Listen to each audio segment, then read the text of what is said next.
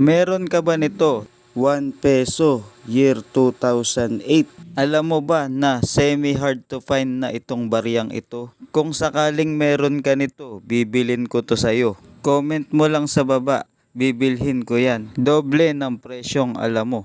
Marami pa tayong iba't ibang klase ng semi-hard to find coins na binibili. Kung interesado ka at gusto mo ding makapagbenta ng mga barya na aking hinahanap at binibili, maging updated ka lamang dito sa ating Facebook page na Bulacan Coins Buyer TV at i-check mo ang ating mga video na aking mga patuloy na binibili. 100% sure ako na ikaw na ang susunod kong mabibilihan. So ano pang hinihintay mo? Sundin lamang ang proseso.